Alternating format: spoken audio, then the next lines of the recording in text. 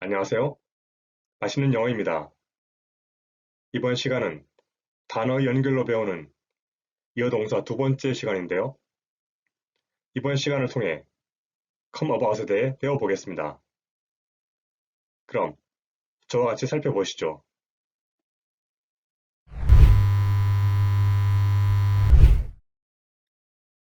come about이라는 이어동사를 분석해보면 함께하는 공간으로 가는 이미지의 come과 무엇의 주변에 있는 이미지의 about이 만나서 무엇의 주변으로 나타나게 하는 것이라는 이미지가 만들어지는데요. 바로 이 무엇의 주변으로 나타나게 하는 것이라는 이미지로부터 어떤 일이 일어나다, 방향을 돌리다 와 같은 의미가 생겨나는 겁니다. 어떻습니까? 아주 간단하죠? 그럼 지금부터 이 내용을 가지고 하나씩 살펴보겠습니다. 첫 번째로 살펴볼 내용은 come about이 일어나다, 발생하다의 의미로 사용되는 경우인데요. 예문의 내용을 살펴보면 어떻게? 어찌 해버렸어? 너의 첫 번째 만나는 것, 그녀, 함께하는 공간으로 가는 것, 무엇의 주변에 와 같이 됩니다. 그런데 이 내용은 한마디로 그녀하고는 어떻게 만나게 된 거야? 라는 말인데요. 잘 생각해보면 그녀와의 만남이 자기 주변으로 가는 것이니까, 즉 자기 주변으로 오는 것이니까 그녀와의 만남이 자신의 주변에, 즉 자기에게 발생하는 것이죠. 바꿔 생각해보면 함께하는 공간인 유가 있는 곳으로 가는 것이니까 유에게 어떤 일이 다가오다, 즉 유에게 어떤 일이 발생하다는 말이 되는 겁니다. 이해되시죠?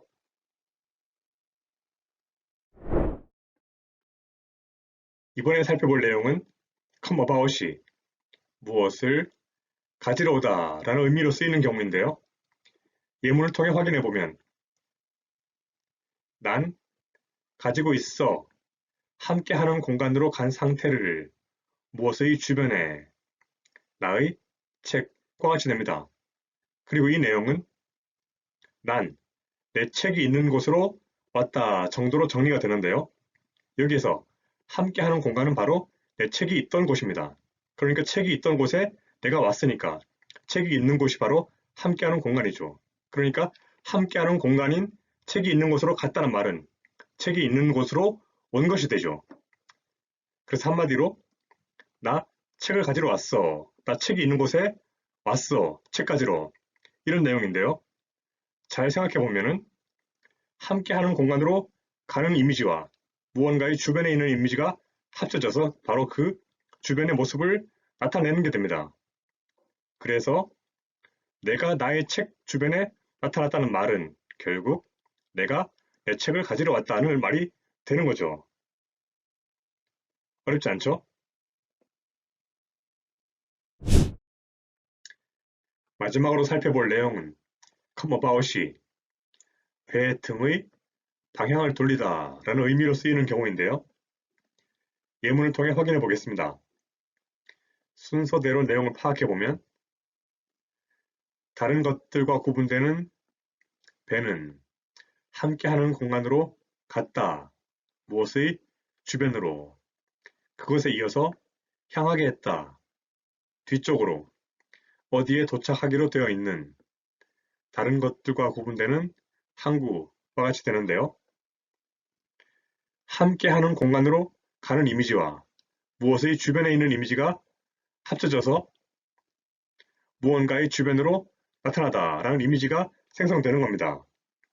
그래서 배가 자신의 주변 쪽으로, 자신의 주변으로 나타나다 보니까, 모습을 드러내다 보니까 자연스레 배의 방향을 돌리게 되는 것이죠. 배가 있고 자신의 주변 쪽으로 모습을 드러내다 보니까 당연히 방향을 돌리게 되는 겁니다. 이해되시죠?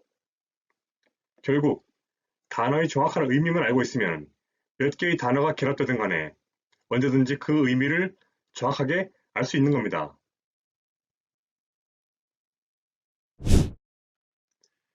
지금까지의 내용을 다시 한번 정리해보면 함께하는 공간으로 가는 이미지 come과 무엇의 주변에 있는 이미지 about이 만나서 come about은 무엇의 주변으로 나타나게 하는 것이라는 이미지가 만들어지는 겁니다. 그리고 이 무언가의 주변으로 나타나게 하는 것이라는 이미지가 상황에 따라서 어떤 일이 일어나다, 방향을 돌리다 와 같은 의미로 해석이 되는 것이죠. 이해되십니까? 그럼 오늘 강의는 이것으로 마치겠습니다. 다들 수고 많으셨습니다.